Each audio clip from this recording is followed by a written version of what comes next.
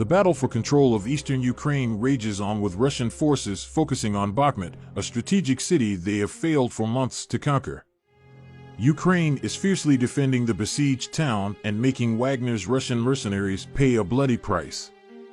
Russian forces, who have been unsuccessfully for months to take over Bakhmut, are now the main focus of the ongoing conflict for control of eastern Ukraine. Both sides have suffered heavy losses in the battle for the city, with Moscow desperate to sell any victory back home after repeated humiliations, and Ukraine determined to retake the area that had been occupied. The Russian Wagner group is being wiped out in Bakhmut city by Ukraine's elite troops like insects. Over the northern hemisphere winter, eastern Ukraine has been the scene of bitter and intense combat. The Russians, seeking to control all of the territories it annexed in the Donetsk Oblast, have launched a series of assaults on a line of objectives, including the towns of Bakhmut and Soledar. To the north, the Ukrainians have sought to exploit the successes of their recent Kharkiv offensive by a methodical advance on a triangular region bounded by Kreminna in the south, Svatov in the north, and Starobilsk in the east.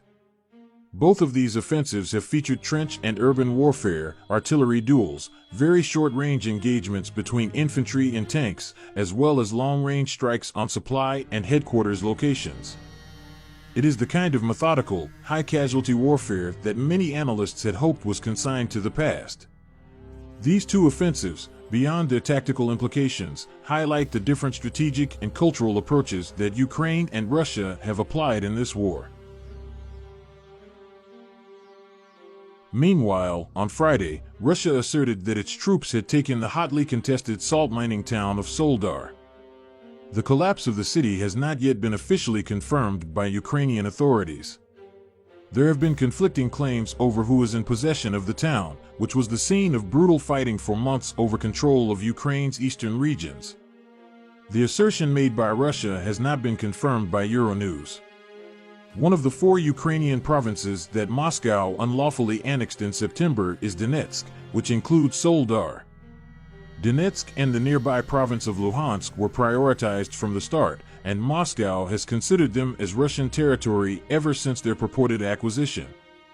The liberation of the town of Soledar was completed in the evening of January 12, Russian Defense Ministry spokesman Lieutenant General Igor Konashenkov said, adding that the development was important for the continuation of offensive operations in the Donetsk region.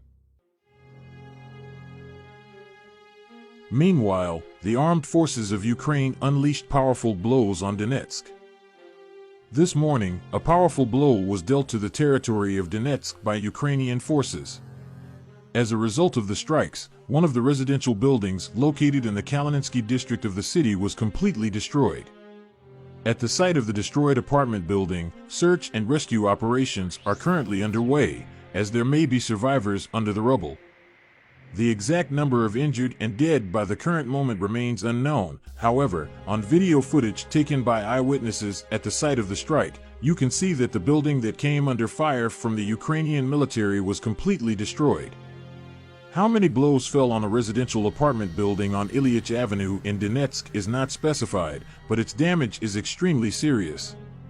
It is not known from which nominal direction the blow was struck. However, the shelling of Donetsk indicates that Ukrainian artillery, including multiple rocket launchers, is located near the city and periodically shells Donetsk.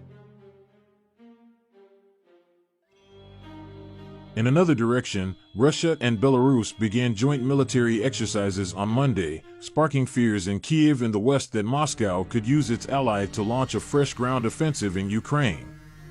Russia used its neighbor Belarus as a springboard to invade Ukraine last February. The two countries will conduct Air Force drills from January 16 to February 1 using all Belarus military airfields and began joint army exercises involving a mechanized brigade subdivision on Monday, the Belarusian Defense Ministry said. Minsk is claiming that the drills are defensive in nature and that it has no plans to enter the war, accusing Ukraine of provoking Belarus and causing turmoil at the two countries' border. Speaking at the World Economic Forum in Davos on Monday, Belarus exiled opposition leader said she did not think Russia would launch an offensive on Ukraine from Belarus. Svetlana Tsikhanouskaya told reporters she believed the purpose of the drills is to threaten the Ukrainians, distract them, and turn the attention of their troops from the eastern part of the country to the northern borders. Tsikhanouskaya, who fled Belarus in 2020, said she also thought they aimed to scare the Belarusian people about the possibility of war. "We're maintaining restraint and patience, keeping our gunpowder dry," stated Pavel Muravenko, first Deputy State Secretary of the Belarusian Security Council, according to a post on the Belarusian Defense Ministry's Telegram app on Sunday. "We are ready for any provocative actions on the part of Ukraine," he added. While Moscow refutes the claim that it has been putting pressure on Belarusian President Alexander Lukashenko to get more actively involved in the Ukraine war, Kyiv has repeatedly warned of possible attacks from Minsk. Belarus has conducted various military exercises since Moscow's invasion, both independently and jointly with Russia, bolstering the drills with weaponry and military equipment. Unofficial military monitoring channels on Telegram have reported that military equipment, including fighters, helicopters, and transport planes, have been shipped to Belarus since the start of the year, with 8 fighters and 4 cargo planes on Sunday alone. Reuters, however, has been unable to verify the reports, while Minsk claims that only units of Russia's air forces have been arriving in the country. On the other hand, it is reported that the subdivision of PMC Wagner Kleshchivka is a few kilometers from Bakhmut. Russian war correspondent Semyon Pegov reports that units of the PMC Wagner managed to take control of the settlement Kleshchivka, located southwest of Bakhmut. The capture of this settlement provides an opportunity to cut the main communications with Bakhmut and creates an opportunity for the tactical encirclement of the city by Russian troops. According to information from sources, the Wagnerites fought out the armed forces of Ukraine from Kleshchivka. Thus, not only from the north, from the side of Solar, but also from the south, the ticks around Bakhmut close up, said in the message.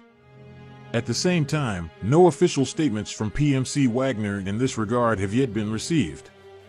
So far, this raises doubts about the reliability of such data, especially considering that even the day before, the battles were fought at some distance from Kleshchivka.